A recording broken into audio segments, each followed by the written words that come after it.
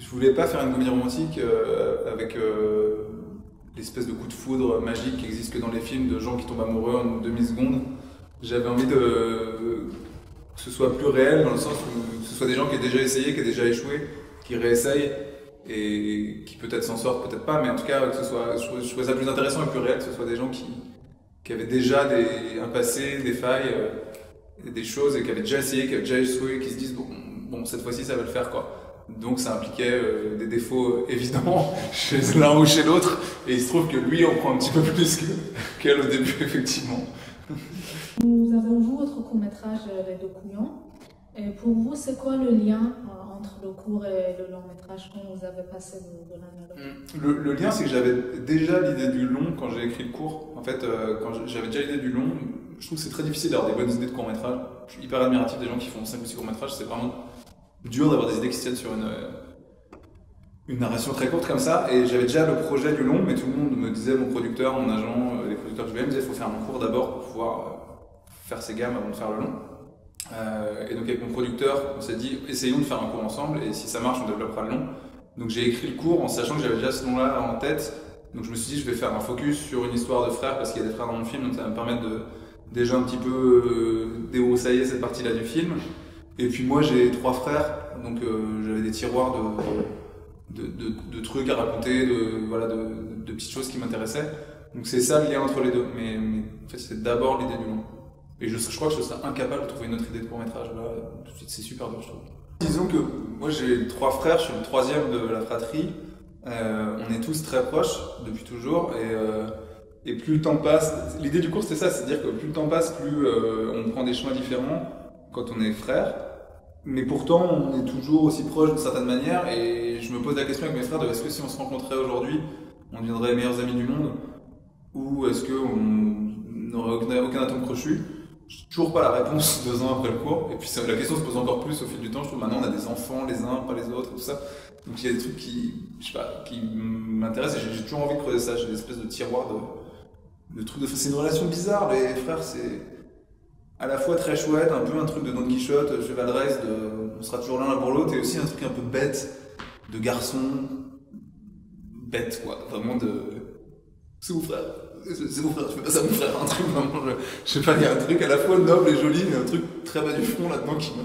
Bah, un peu comme les amis d'enfance. Ouais, comme les amis d'enfance, un peu aussi, ouais. Mais... un truc irrationnel. Sauf que les amis, on les perd plus en route. Je trouve que les frères ou les sœurs, je sais pas, j'en ai pas, mais des copains, on en perd en route au cours de sa vie, je trouve, quoi. J'en ai perdu plein, mais des copains, mais mes frères, ils sont toujours là, et il y a un truc, ouais, je sais pas.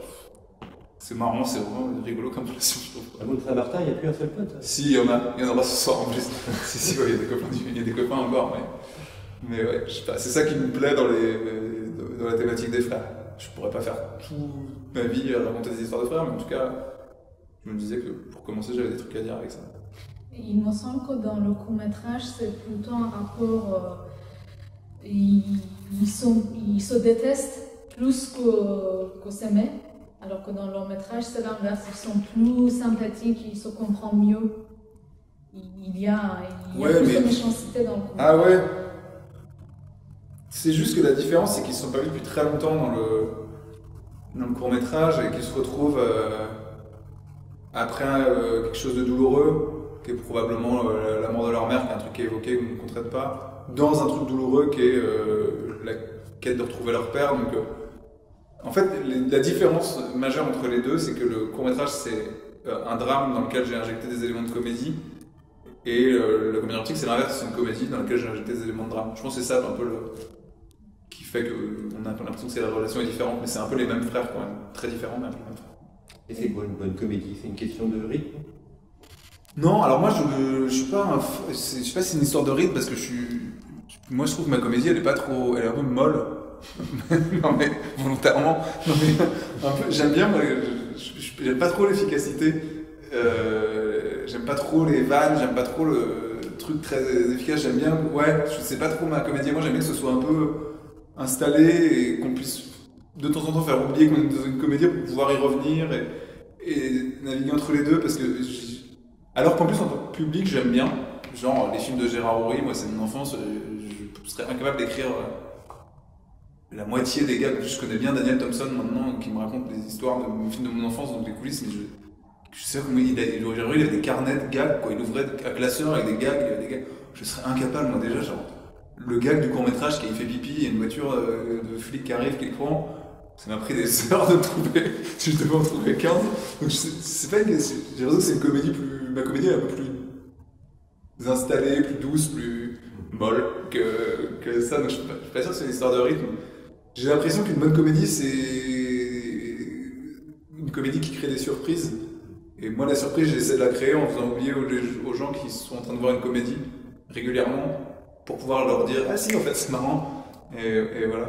Ça permet un peu de. C'est la comédie romantique, elle permet ça aussi, mais ça permet de naviguer entre du sérieux, du moins sérieux, du léger, du profond. C'est ça qui est agréable dans les comédies romantiques, je trouve. Donc, mais je crois que je serais incapable d'écrire une comédie efficace. Ouais, ils sont forts, hein, ceux qui font ça, franchement. Le film dessine un portrait de quartier Montmartre. Pourquoi ce choix-là? Le choix, il est simple, c'est un peu le même choix que pourquoi j'ai tourné à Rennes et en Bretagne, le premier. C'est que j'ai du mal à me projeter dans un endroit que je connais pas. Je serais incapable d'écrire Boîte Noire ou des films comme ça, avec un univers qui est très loin du mien. C'est-à-dire tout part toujours de quelque chose que je connais, qui m'a plu, ou de gens que j'ai un peu rencontrés pour les personnages. C'est toujours un peu des... Ça part de toujours un peu quelque chose de vrai. Et après, quand je suis parti de Rennes à 18 ans, j'allais habiter à Montmartre, qui est très agréable parce que c'est un village, et que nous les Bretons, on est attachés à l'idée de village un peu, quoi. Montmartre, c'est un quartier qui est noyé dans le tourisme, mais dans lequel en fait il y a très peu un petit noyau dur de Montmartrois qui se connaissent, qui se parlent, qui s'entraident et tout ça. J'ai vraiment adoré quand je suis arrivé là-bas.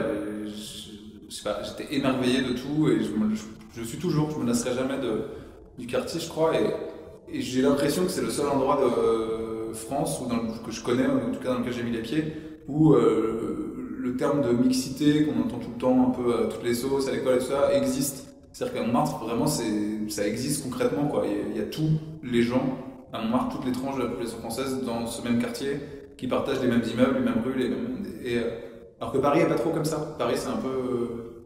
ça fonctionne un peu par clan selon les arrondissements. Montmartre, c'est un peu tout. C'est un peu des jeunes, des vieux, tout, quoi. D'une rue à l'autre, tu passes d'un endroit ultra touristique dans lequel jeûnait ton Amélie Poulain à que des restaurants algériens, puis que des restaurants maliens, puis que et tout ça est dans un périmètre très restreint. Et moi, je trouve que c'est... Quand on grandit dans une ville de province, c'est qu'on fantasme un peu Paris. Il n'y a pas plus Paris que ça, quoi. C'est vraiment genre... Ouais, j'ai adoré ça.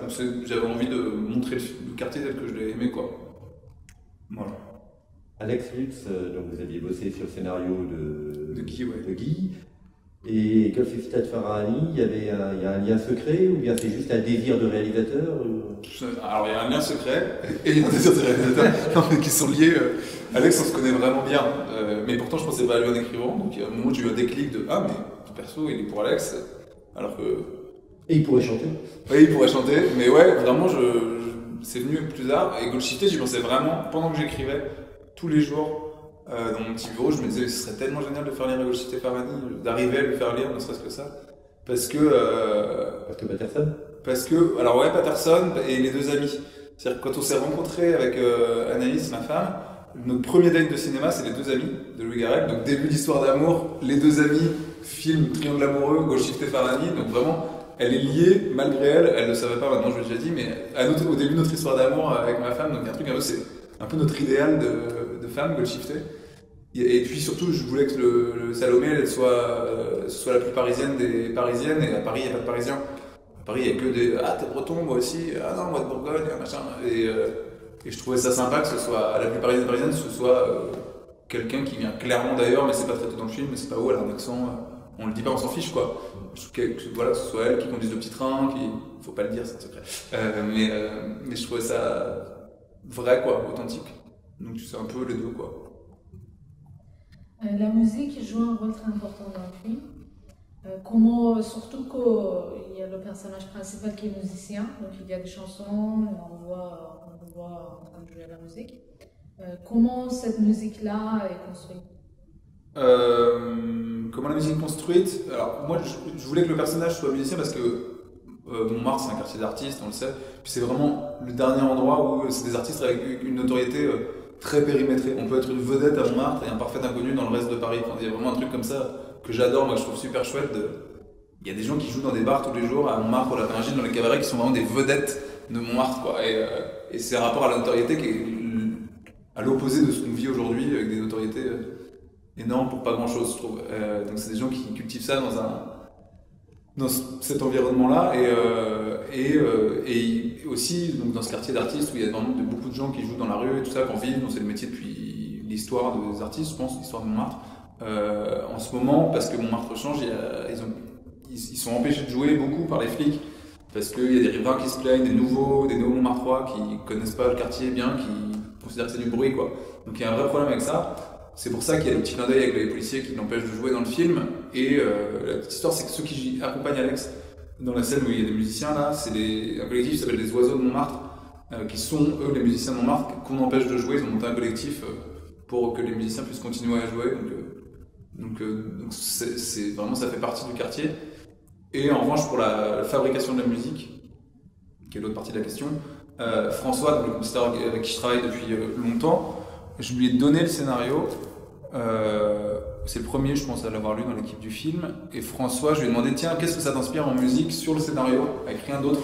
On se connaît bien depuis longtemps, donc je savais qu'il aurait une lecture intéressante du film, quoi. Et de là, il a sorti les deux thèmes du film, le thème de piano, sur lequel il joue du violon. Là, c'est lui qui joue à la fin. C'est un violoniste classique au départ, François. Et c'est la vraie prise de violon, où il joue vraiment le morceau en live. Personne ne le sait, mais nous ça nous fait plaisir. Donc je le dis. Il a répété comme un malade pour faire ça. Et tout le monde pense que c'est du studio, c'est tellement juste. Et donc François, il a sorti ce thème-là et le thème du début, enfin le thème de Cumbia, un peu là, par lequel le film commence, où il y a le générique et tout. Et je me suis dit, c'est intéressant, c'est ça sa lecture à lui de mon scénario. Les deux, je trouve super, ils marchent bien. Donc j'ai gardé ça sous le coude et puis j'ai travaillé à partir de là avec les autres. Avec Marie, la chef-op, on travaille avec la musique. Au costume, on travaille avec la musique. Les comédiens, je leur donnais la musique et en même temps que le scénario aussi. J'avais envie que ça donne une espèce de couleur forte au film, quoi. Que la musique porte le film et une vraie place, il n'y a que de la musique originale. Les trucs un peu mexicains, il les a enregistrés à Mexico. Sa sœur habite là-bas, il a pris un studio, il a pris des musiciens, des mariachis et tout, il a tout enregistré là-bas, donc il y a une jolie histoire avec la musique aussi, quoi. Le CD, il va sortir Je sais pas s'ils pressent encore des disques, mais ils vont faire BO, playlist, machin. J'ai eu un message là-dessus, au moment où j'ai mis mon portable en mode avion au début, là. Ils sont en train de voir ce qu'ils font. Donc, mais il y a un petit label qui va faire la sortie musique comme pour Guy, en fait. Et donc Alex Lutz le mettra sur scène. Alex Lutz, peut-être il la chantera sur scène. Je sais pas. Mais le morceau, c'est un morceau de François, le compositeur, que j'avais entendu un jour dans son studio, et quand j'ai écrit le film, je lui ai dit, est-ce que tu pourrais pas me filer le morceau là, que tu m'avais fait écouter une fois? On pourrait essayer de le faire chanter à Alex.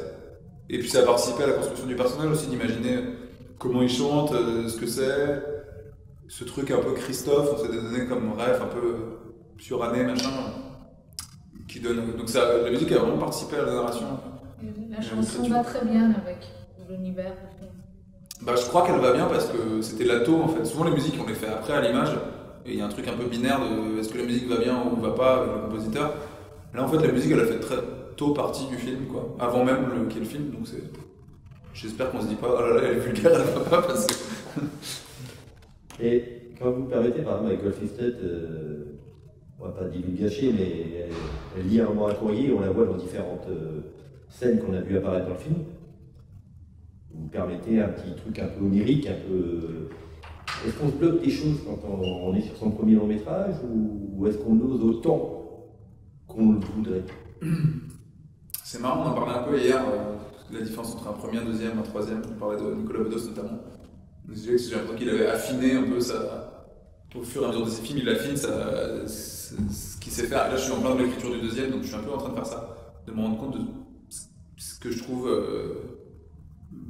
Efficace, mais en même temps pas efficace, j'aime pas que ce soit efficace, mais voilà ce que je trouve important, est-ce qu'on a envie de refaire ou pas et tout. Je pense que oui, un premier long, forcément, on expérimente un peu plein de choses, quoi. Et forcément, il y a plein de films en tête. Je sais qu'avec Marie, la chef, on s'est beaucoup parlé de plein de films, qu'il y a des micro-détails de plein de films que personne ne remarquera dans le film, mais c'est nourri par plein de choses, et j'imagine qu'au fur et à mesure, je sais pas, je vous dirai si on fait d'autres, mais on doit un peu tailler dans le gras et trouver son truc à soi, quoi. Mais moi je me pose pas trop de questions de est-ce que ça fonctionne, est-ce que ça fonctionne pas, est-ce que c'est onirique, tout ça. J'aimais bien juste l'idée que ce soit. Je trouvais ça joli que. Je sais même plus comment j'ai eu cette idée. Je trouvais ça simple et joli, quoi. Simple. J'avais envie que le film soit simple déjà dans l'ensemble. Et je trouvais que cette idée-là me semblait simple. Ouais, simple. Je sais pas, je n'ai pas d'autres mots, quoi. Et dans les clins d'œil, évidemment, il s'appelle César parce que vous avez été sélectionné pour les Césars. Pas du tout. J'y ai pensé après, je me suis dit, est-ce que j'appellerais pas le personnage de produit Oscar pour donner envie aux acteurs de le faire? Non, c'est plutôt, j'adore, c'est plutôt un clin d'œil à César et Rosalie.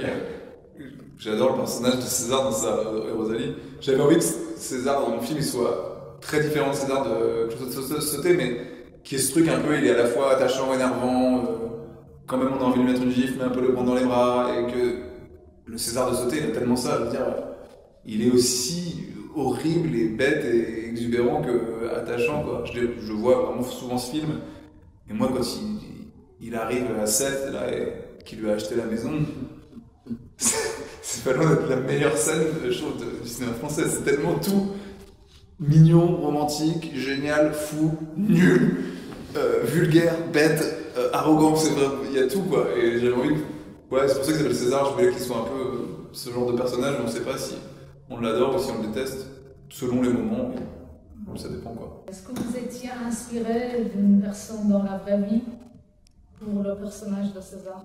Non, pas trop, de plein de personnes, c'est-à-dire vraiment de gens du quartier, le point de départ c'est plutôt ces artistes là, dont je parlais tout à l'heure, les Montmartrois qui existent que à Montmartre, c'est-à-dire qu'ils se baladent dans la rue avec des looks hyper tranchés.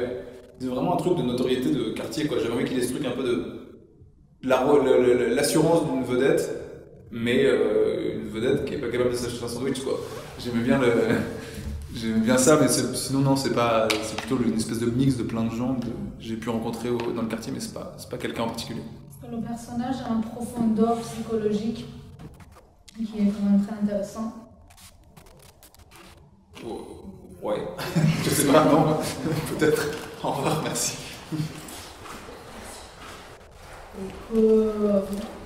Il a peur d'essayer, il a peur d'aller envoyer sa musique, en même temps, il préfère le fuir alors qu'il revient. Il vit un peu comme un clodo. Ouais, il est un peu il tout. Il est élégant. Je voulais surtout pas qu'il soit l'incarnation de l'époque, c'est-à-dire l'époque dans laquelle on vit où il faut tout réussir tout le temps, très vite, tout de suite, et qu'il soit. Le film fait un peu, entre les lignes, je pense, l'apologie de ça, de dire. Voilà, il y a le droit de rater, il y a le droit d'être nul, il y a le droit de se tromper, il y a le droit de réessayer, il y a le droit de. C'est pas obligé d'être tout de suite, tout le temps, quoi. Qui est un truc un peu horrible en ce moment, je trouve, quoi. Qui est tellement. Sclérosant, je pense, pour les gens de se dire non, tu pourras pas devenir Mozart en te mettant devant un piano tout de suite, ça n'existe pas. Il y a un peu un truc comme ça en ce moment, quoi, qui est lié à l'époque, au réseau, je pense à tout. Tout le monde a un peu envie de devenir créateur de mode, ouvrir une boutique et de pas faire les choses dans l'ordre, quoi. César, c'est un peu une apologie de la lenteur, de la mollesse et du droit de se tromper, quoi. Après, pour ces sujets-là, dans la réflexion entre les deux frères, vous montrez qu'il y en a un qui, entre guillemets, s'intègre dans la société et l'autre qui choisit la voie un petit peu plus à côté, un peu plus risquée. Mais au final, c'est un peu les deux mêmes. C'est un peu les deux mêmes personnages et finalement, ça se joue à pas grand-chose. Ouais, ça se joue à pas grand-chose. Qui rentre dans l'autre. Ouais, il y en a un qui coche les cases du cahier des charges de la vie tel que on lui a dit qu'il fallait les cocher, qui est Pierre, et l'autre qui fait plus comme il pense qu'il devrait faire lui, sans penser aux répercussions que ça peut avoir sur son environnement. Alors voilà, peut-être que César est un peu égoïste, peut-être que Pierre est un peu trop sage, peut-être que la vérité elle est un peu entre les deux, mais en tout cas voilà, moi j'espère que le film, on se dit tiens, ouais, il y a le droit de se tromper, de réessayer, il y a le droit de s'être aimé, d'avoir raté, d'essayer d'y arriver, que tout n'est pas obligé d'être efficace, dont on parlait tout à l'heure, avec une obligation de résultat, de succès immédiat, quoi. C'est tellement angoissant et faux et l'inverse de la nature humaine. Je pense que je me trompe. Et c'est intéressant que vous montrez l'autre frère aussi dans les moments de faiblesse, dans les moments où il dit j'en peux plus, je peux pas de bébé, et ça n'a pas de sens. Bah oui, c'est juste que leur point commun c'est que c'est deux personnes qui trouvent pas leur place à deux endroits différents, mais qui trouvent pas leur place, quoi. Pierre, il a du mal, quoi. Pourtant, il a l'impression qu'il fait tout bien, mais il a du mal. Et il comprend pas pourquoi, parce qu'il fait tout bien. Mais il a du mal. Ils ont peur de la réussite l'un comme l'autre aussi, de l'accomplissement ou de l'abandon aussi. Je pense qu'ils n'ont pas les mêmes peurs exactement l'un et l'autre. Mais oui, ça se rejoint. C'est des frères, hein. Ça communique. Il y a le père aussi, qui est comique. C'est pas développé plus que ça, mais on peut peut-être détecter c'est quoi la source de problème. C'est tout à fait ça. J'avais envie qu'à un endroit, on ait une espèce de clé de compréhension sur pourquoi les deux frères sont chacun lamentables par moment. Et qu'en fait, voilà, les chiens font pas des chats. Le père est clairement défaillant aussi. Et puis j'avais cette idée de père qui m'amusait. Il y a souvent des scènes de repas de famille dans les films français avec un père, une figure forte de père, et j'avais envie de prendre le contre-pied de ça, quoi. Pas le père de droite qui a réussi, qui dit voilà, vous allez reprendre l'entreprise de papa, ça va aller. Une espèce de. Pareil, quelqu'un de défaillant à un endroit où on s'y attend pas, quoi. Mais ça existe, hein, on a vu plein des gens comme lui. Dans la continuité des deux couillons, on en a trouvé un troisième du coup avec Alex Flout et Sébastien Chassagne n'était pas disponible. Non, je sais pas. Le prochain, c'est un peu plus comme les deux couillons dans le dispositif. C'est un drame avec des éléments de comédie dedans. Mais je sais pas qui y aura dedans encore. Les deux couillons, c'est votre seul court-métrage. Vous avez fait quoi avant? Oh là, ça va être long. Non, mais j'ai fait plein de trucs. Je savais pas ce que je voulais faire de ma vie, moi. J'ai eu le bac ici. Mon projet de vie, c'était j'ai passé mon année de première en Australie, donc mon projet c'était de quitter Rennes, de faire une école hôtelière à Paris et de repartir en Australie pour bosser dans l'hôtellerie. Mais je suis resté une journée dans cette école hôtelière. J'ai fait une crise d'angoisse en me disant ouh là, c'est pas pour moi. Donc j'ai appelé mes parents en leur disant je vais arrêter ça, je vais aller m'inscrire au cours Florent demain, sans volonté vraiment d'être acteur, mais je voyais vraiment cours Florent comme une école de commerce. Parce que quand on grandit en province, c'est tellement loin l'univers du cinéma, du spectacle, tout ça. J'ai l'impression que à Paris c'est plus évident, mais dans une ville de province, on ne sait pas par quel jour prendre les choses, je trouve. Donc je me disais, tiens, c'est le point de départ de quelque chose, et puis ça me permettra de voir peut-être ce que j'ai envie de faire. C'était le seul truc qui m'ennuyait pas, le théâtre, j'en faisais avant et tout. Donc après, mon projet, c'était de faire le théâtre. Après, je me suis mis à écrire un peu. Après, j'avais plus de projet. Après, je suis sorti du cours Florent. J'avais pas de travail, donc je me suis sorti du cours Florent. Et donc, je bossais dans des théâtres en disant, voilà, je vais continuer cette espèce de formation continue sur comment fonctionne le métier du spectacle. Donc, je bossais dans des théâtres en billetterie, en production, en recouvreur et tout. Et je me suis retrouvé vendeur de billets de spectacle d'Alex Lutz quand j'avais 21-22 ans. Alex, qui était Alex Lutz quand j'avais 21-22 ans, donc avant Catherine Hélienne et tout ça. Ce qui était un humoriste qui remplissait une salle de taille moyenne, pareil quoi. Et Alex me dit je pars en tournée, viens avec moi, il faut un administrateur. Je suis venu son administrateur. On a fait 450 dates de tournée ensemble, donc on se connaît bien. De là, je me suis retrouvé à écrire un peu, parce que Alex me dit tiens, tu devrais écrire, et c'est ça que j'écrivais un peu. Donc, je bossais sur des trucs, après Catherine et Lilia, je bossais beaucoup en écriture sur plein de trucs, mais vraiment de tous les secondaires. Je découvrais que l'auteur c'était un métier, moi je ne savais pas, vous pouvez vivre de auteur. On ne sait pas, quand on a 18 ans, on ne sait pas. Donc j'écrivais pour des sketchs, des humoristes, des émissions de télé, des sketchs chez Michel Drucker, des chroniques de radio, des téléréalités, des talk-shows, des blagues de talk-shows. J'ai vraiment écrit toutes sortes de trucs. Et je ne savais pas toujours ce que je voulais faire. Et on avait quand même cette vieille idée avec Alex qui nous faisait rire en tournée. On jouait beaucoup parce qu'on s'ennuyait en tournée. On jouait beaucoup à s'imaginer ce que ce serait la même vie à 70 ans avec un vieil humoriste qui joue les mêmes sketchs et son vieil administrateur. Et voilà, je venais de la petite pièce, je vais jouer, je vais le micro. Et voilà, là, c'est vraiment un faux documentaire sur un vieil humoriste en tournée qu'Alex a transformé en tiens, ça serait marrant de faire un film sur un vieux chanteur. Et voilà, comme ça que Guy s'est fait parce que. Alex s'est dit ça va faire un film, il a eu la vision du truc quoi. Et donc on l'a écrit ensemble avec Alex et Anaïs, ma femme qui était documentariste, elle, donc qui était la caution documentaire du film. Et voilà comment je me suis retrouvé à écrire un film de cinéma, alors c'est pas. Voilà, et puis en voyant Alex faire le film, je me suis dit ça a l'air bien de faire des films, moi aussi je vais faire des films. Donc je me suis dit je vais essayer des films, et puis je me suis dit bah, je vais faire un cours d'abord, et le cours et le film. C'est grosso modo ça. Donc c'est beaucoup. C'était pas un plan de carrière, quoi. Le point de départ de ça, c'est l'écriture. C'est les textes et l'écriture. je me vois plus comme un auteur qui fait maintenant des films que je serais incapable de réaliser un film que j'ai pas écrit, par exemple. Mais C'est c'est des aussi prolongements. l'inverse. Écrire pour d'autres. Oui, écrire sans problème, je le fais, écrire pour d'autres, sans problème. Mais voilà, c'est plus l'écriture qui est le lion dans tout ça, quoi.